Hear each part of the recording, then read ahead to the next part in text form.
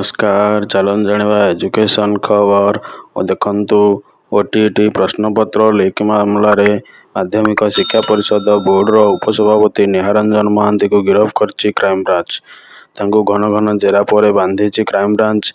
यही मामलें पूर्व 7 जन गिरफ्त कर क्राइमब्रांच टीम एवं गिरफ्तारी संख्या को 8 को वृद्धि पाई।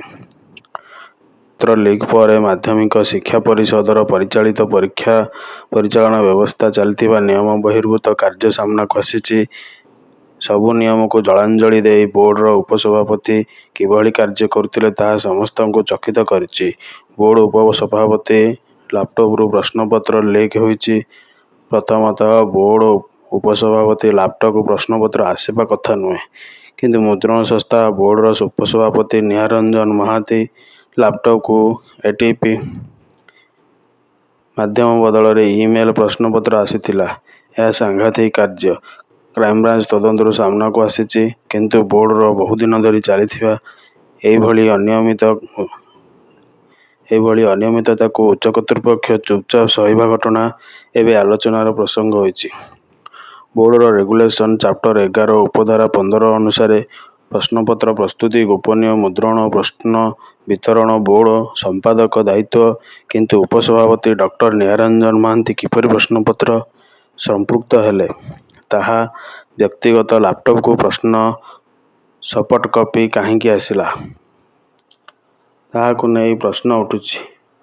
3 वर्ष तले होइतिबा प्रश्नपत्र लीक घटना पर संपादक ठारू ए दायित्व काढ़ी आनी उपसभापति के दिया जाइतिला, किंतु बोर्डर डीएएल कर्मचारी जितेन महाराणा सभापति डॉक्टर महांती बोर्डर गोपनीय कार्य नियोजित करने भी बड़ कलंकेरी प्रमाण।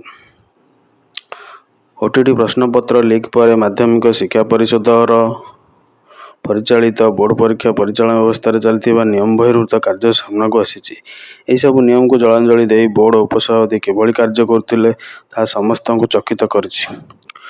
बोर्ड उपसभापति लैपटॉप प्रश्नपत्र लीक होइछि।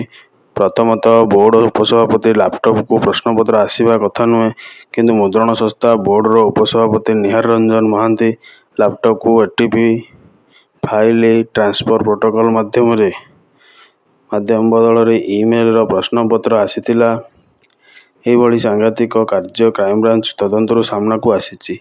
नियम अनुसार मुद्रण संस्था प्रश्नपत्र सॉफ्ट कॉपी कौन परिस्थिति रे परीक्षा पूर्वर बोर्ड को पठाती नहीं। परीक्षा पर संपादक निर्देश क्रमे प्रश्नपत्र सॉफ्ट कॉपी आसिले ता बोर्ड वेबसाइट रे अपलोड होई रुहे।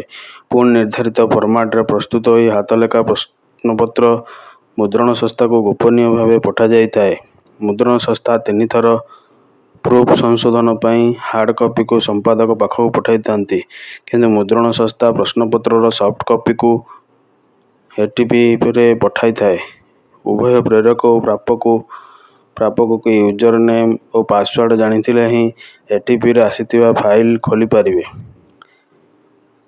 एसओपी रे एही प्रकार व्यवस्था थिला बेले माध्यमिक शिक्षा परिषद सभापति श्री महांती का निकट को मुद्रण संस्था किंतु ईमेल प्रश्नपत्र पठाइथिला। केउं परिस्थिति रे कहा निर्देश रे सॉफ्ट कॉपी बोर्ड सभापति पाखक आसिला ताहा तदंत सापेक्ष। पुणी प्रश्नपत्र तैयारी पाई बोर्ड नेशनल रे थिबा प्रश्नकर्ता तालिकारु प्रश्नकर्ता को चयन करा जाए, किंतु संप्रति सभापति झियारी और एकाडेमिक ऑफिसर पत्नी को उक्त प्रश्नकर्ता तालिकार रखा जाइछि। यह संपूर्ण नियम बहिर्भूत। बोर्ड नियम अनुसार उपसभापति केवल शैक्षिक दायित्व रहिबा कथा, किंतु परीक्षा व्यवस्था कौन पाई दिया जाइछि ताहाकु नै संदेह बढ़ुछि।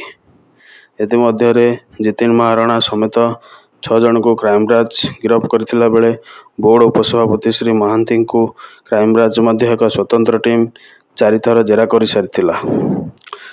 तो आपणकर उपसभापति निरंजन महांती गिरफ्त होइछन्ति।